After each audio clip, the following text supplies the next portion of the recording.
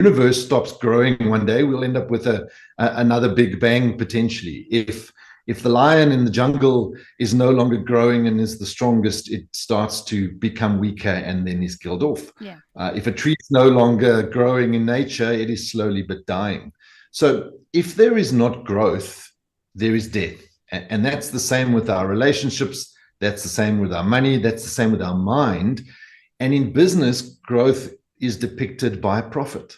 That's the surplus that's left over after everything is done. So if you look at it from that perspective and say, well, let's take money out of it, let's take profit out of it, a universal law is there must be growth. If there's not, we stabilize and then we go into decline. Well, then we need to start driving growth and therefore driving profitability. Can you go into a little bit of detail in explaining why profit is essential for growth and sustainability within business? Yeah, so I think if you look at it, and we've got, again, we look at our income statement and we go down to the bottom and people say, oh, no, that's for tax purposes. Well, no, if it's in brackets, if it's got a minus in front of it, if it's in red, it's bad. It means at the end of the day, everything you've done has resulted in, nothing or even minus sometimes. So profit is the scorekeeper to say what has been the surplus that has been created, and therefore what can we then do with that profit? And there's various things that businesses can do. Obviously, if a business is growing, if it's still looking to grow significantly more, then a big portion of that profit needs to go back into reinvesting back into the business. That would be one option. I think another option that isn't done nearly enough, specifically in private business, is that a portion of the profits should be taken out and invested elsewhere. Because a lot of people, when they've gone and opened up their own business, they've taken funding, they've taken loans, they've taken pension, they've done all these wonderful things to put it into the business, well, hoping that one day it'll make money and they'll live happily ever after. Well, you need to take a portion of that profit out and start putting it back into other assets, into pensions, back into your loans that you took, so that you can actually see that growth, both in your personal capacity as well in your business capacity. So why is it crucial for a business owner to prioritize profit in their business? So I think a trend in particular the last 2 years, we went through COVID and that had all its own connotations and stuff like that. But it's almost as if we were holding back with this elastic band, and the last 2 years for business has been manic. People have been working harder than before. They've been putting in more efforts, and sadly, more efforts sometimes to make the same money. So what often happens in business is all this effort is put in, but there's not the commensurate return. And when the effort out and the money back is not in balance, that's when people get into a state of paralysis, they get into a state of overwhelm, they get into a state of burnout. And good old, the Afrikaans word, they just get gut full of their business because it's all this effort in, but what's in it at the end of the day? What's left over? What's it all for? And that's why it's critical, both obviously from a business principles perspective, but purely the mindset of the people driving the business too. But now there's also the element of looking at social responsibility. How do you then respond to critics who then argue and say that prioritizing profit leads to exploitation or neglect of social responsibility? Yeah, so I think there's two extremes to business, and often the people that are making the biggest noise are not in any of those businesses. I think the two extremes are, you've got corporate businesses, they're very structured, they're often listed. There's a lot of red tape, compliance, oversight on those businesses. And those that drive good profits are almost always doing responsible things when it comes to things like the climate, social change, committing to a whole host of things that most people don't even know about. I think if we look at private business, again, we put this lens on it, and it's often people that aren't in those businesses. I think generally business owners are good people, and they're trying to drive growth for everybody, for their staff, for the communities that they serve. for the climate, and everybody's trying to do their bit. But we must also understand that money must fund projects, money must fund charity, money must fund social investment. And therefore, we sometimes forget that the money must be there first before the projects can happen. And once that cup kind of runneth over, it often spills off into a whole range of other areas that benefit from a successful business. Absolutely. Now, Harry, are you able to give us some examples of businesses that have successfully balanced profit with social and environmental responsibilities?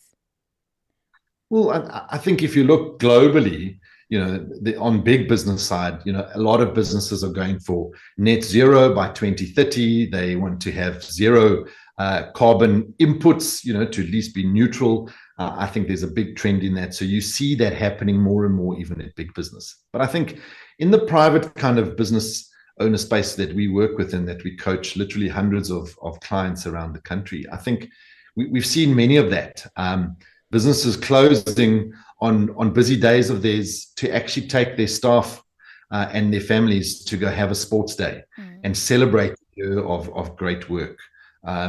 Projects that are done for the community where there's either upliftment projects or bursary projects where we look to employ staff of the staff that already support us in a certain area. And I think we see that more and more. So there's a couple of areas that often benefit first. So, when the business is making profit, it often goes into the staff first and foremost. They get better training, they get better increases, they get better bonuses.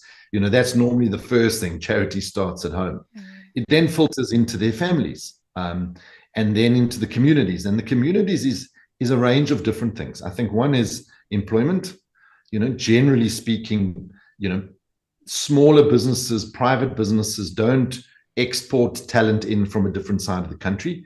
They've got people in a certain community that are their current employees, and when they grow, they just add more to that. So you've got more employment in the community, and the outreach that gets done often goes back into that for their families, for their kids, for their schools, for their communities, so that it's local to where the business is being sourced from and where it is being served from. Absolutely. So how do you then think that the perception of profit can be shifted to recognize its value in driving growth as well as sustainability? Well, I think it starts with what we said earlier on, is the mindset around growth.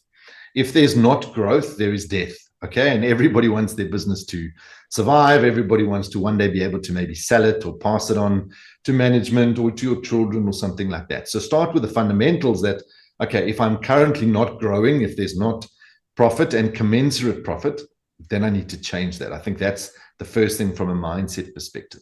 I think the second reality is it probably means you need to build a bigger business. And I think for most people, if you have to, you will. But if you don't have to, you won't. So the example I always use is when you had your first child, or any of us, when we had our first child, we didn't realize how expensive they were. And we just made a plan because we had to. And then we had a second child and we thought, wow, the first one was really expensive, but we made a plan because we had to. Yeah. And I'm one of those fortunate, maybe crazy people that chose to have 3 children. So because you have to, you find a way. I think in business, it's too easy to not prioritize profit. And then because I don't have to, I don't find a way. Owners don't pay themselves what they're worth. They don't drive profitability. So to give you another practical example of that is a lot of business owners in the last 4 years pride themselves, and rightfully so, that they kept staff employed. They could pay full or near to full salaries. Yeah. They kept the doors open. And, that's the right thing to have done. Absolutely. And I always commend them on that. But the second question, I think, is where people fall short is, okay, to have allowed that to happen, how many resources did you tap into? What funds did you bring to the business from the outside? How many loans did you take? How many extra credit cards are there? Sure. And for most people, substantial. Good. So have you now generated the profits to put it back? Almost 100% of the time, the answer is no. Okay, so you have to go fill the hole that was created, Yeah. but you have to prioritize profit and build a bigger business because there's a reason behind it. You will. And then the third part is to have a really clear plan for the profit. Mm. What percentage of that are you going to put back into the business? And a portion of that, of course, will go into your current staff and community initiatives and stuff like that. And what portion of that are you going to prioritize taking out and putting back into your pension, or putting into a pension in the first place, or using to give to charities of your choice? What you do with your profit is your own business, but have a plan for it. Yeah. Because if you've got the mindset right that you need the growth, you actually prioritize making profit, and therefore you're forced to, so you will, and you've got somewhere for that money to go, then it becomes a lot easier to implement. Mm. Can you summarize some key points about the importance of profit within the business, and also just having pretty much what you've already mentioned throughout our conversation, that emphasis on profit and growth? So I'll put it this way, summarize it with a little story. So when entrepreneurs or business owners fill in a government form and it says occupation, Mm. they normally write in self-employed. Mm. Okay, so when we went from employed to self-employed, we thought it was an upgrade. We wanted to make more money, we wanted to spend more time with our families, we wanted to travel, we wanted less stress. Well, let's just check. In most cases, who opens up earliest in the morning? That would be self. Mm. Who works latest? That would be self. Self. Who gets paid last? That would be self. Self. Who takes the biggest amount of stress? That would be self. Self. So self-employed, whilst in theory is an upgrade, it needs to be structured around valuing yourself first too. Sure, that's powerful. I'm Mm. if I'm self-employed, if I'm the top of the food chain, I have the privilege of being responsible for a lot of people. That's my staff, that's my customers, that's my suppliers, and all of their livelihoods. Well, then I need to be prioritized too in the mix. Mm. And all of us need to win. And if we go after that, creating abundance, if we go after that, creating a win-win for myself as the business owner and everybody else, well, then business owners and entrepreneurship can truly make the difference, and will, and solve many more problems than any politicians ever will. And profit won't have to be a swear word.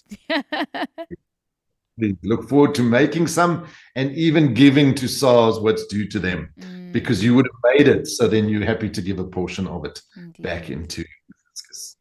Indeed. Harry, thank you so much for your time and for sharing your wisdom with us. I'm sure that this will go a long way with our listeners and the family out there that's listening.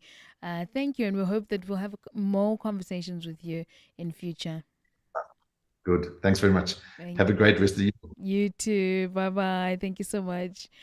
Family, there you have it. Harry Welby-Cooke that we've been speaking to us a little bit more about